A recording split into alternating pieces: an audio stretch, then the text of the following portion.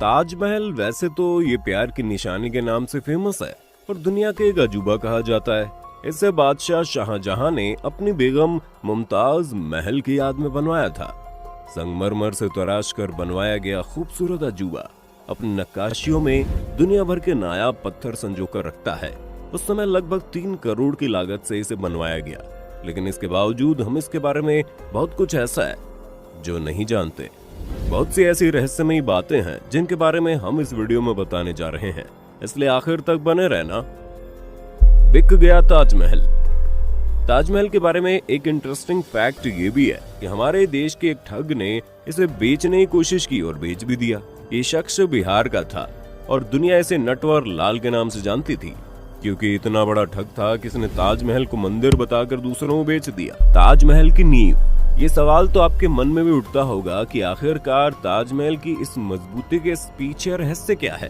चलिए आज के सीक्रेट को हम रिवील करते हैं। यमुना नदी माँ की तरह आज भी ताजमहल की जड़ों में अपना पानी पिला रही है। दरअसल ताजमहल की स्टेबिलिटी का सीक्रेट ये है कि ताजमहल की नींव में एक विशेष तरह की लकड़ी का इस्तेमाल किया गया है। इबोनी या आबनूस की लकड़ी बहुत ही मजबूत होती है। इसे पत्थर की तरह माना जाता है। अगर इसकी लकड़ी को 20 से 30% नमी हमेशा मिलती रहे तो ये लकड़ी हमेशा मजबूत बनी रहेगी। इसे कोई हिला भी नहीं सकता। ये लकड़ी बहुत ही हार्ड होती है, इसमें दीमक भी नहीं लगती। सामान्यतः आपने देखा होगा लकड़ियां पानी में नहीं डूबती और वो तैरने लगती है, लेकिन ये लकड़ी पानी में डूब जाती है। और इसी लकड़ी का इस्तेमाल यमुना के किनारे बने इस ताजमहल के कंस्ट्रक्शन में किया गया।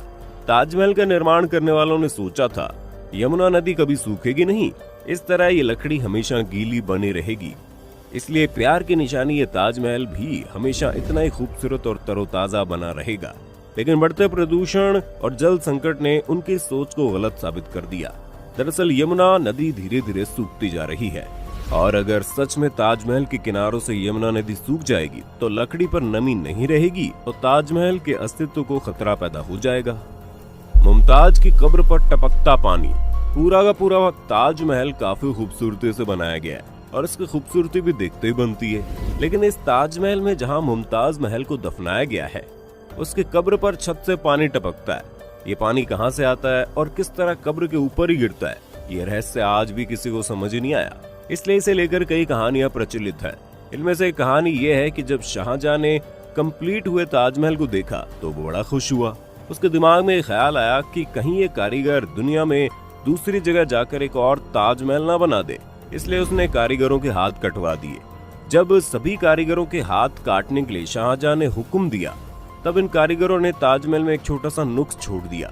इसकी वजह से यहाँ मुमताज महल की कब्र बनी थी वहीं पानी टपकता है। शैडो ताज। जहाँ एक और शाहजहां ने अपनी बेगम मुमताज के लिए ताजमहल का निर्माण करवाया तो वहीं दूसरी तरफ उसने अपने खुद के लिए भी ठीक वैसा ही एक ताजमहल बनवाने का डिसीजन लिया। लेकिन वो ताजमहल काले रंग के पत्थरों से मिलकर बना था। तो उसकी पूरी योजना तैयार हो गई थी। शाहजहां के टाइम पीरियड में यूरोप से चलकर एक ट्रैवलर हिंदुस्तान आया था। उसने भी अपने आर्टिकल में इस काले रंग के ताजमहल का जिक्र किया है। इसके अनुसार शाहजहां यमुना के किनारे काले रंग का ताजमहल बनवाने जा रहे हैं। दरअसल मुमताज को लेकर शाहजहां की दीवानगी इस हद तक थी कि वो अपने आप को उसकी परछाई मानता था। शाहजहां चाहता था कि जिस तरह उसकी बेगम की कब्र इस सफेद संगमरमर के बने ताजमहल में बनी है, उसी तरह उसकी अपनी कब्र इस काले रंग के ताजमहल के भीतर बने। लेकिन इससे पहले कि दूसरा ताजमहल बन पाता, शाहजहां की सल्तनत समाप्त हो गई। उसके बेटे औरंगजेब ने उसे गिरफ्तार कर लिया और खुद गद्दी पर बैठ गया। औरंगजेब का मानना था कि सरकारी पैसे से मकबरा बनाना ठीक नहीं है, इसलिए उसने इस ताजमहल के काम को रुकवा दिया और ये ताजमहल शाहजहां के सपने में ही बनकर रह गया। बाद में शाहजहां की मृत्यु के बाद औरंगजेब ने अपने पिता की कब्र मुमताज की कब्र के बगल में सफेद संगमरमर के ताजमहल में ही बनवा दी। भूकंप प्रूफ बना है ताजमहल। वैसे तो ताजमहल बड़ा खूबसूरत है, लेकिन बीती कई सदियों से इसकी न केवल खूबसूरती बरकरार है बल्कि पूरा स्ट्रक्चर जैसा का तैसा खड़ा है।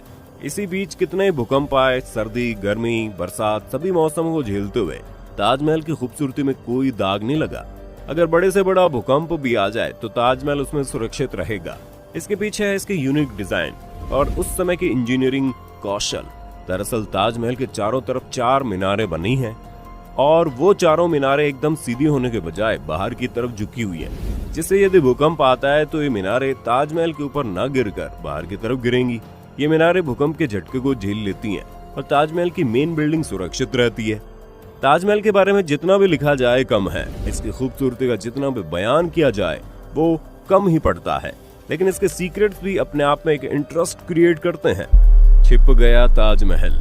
दूसरा युद्ध भारत और पाक के बीच सन 1971 में हुआ।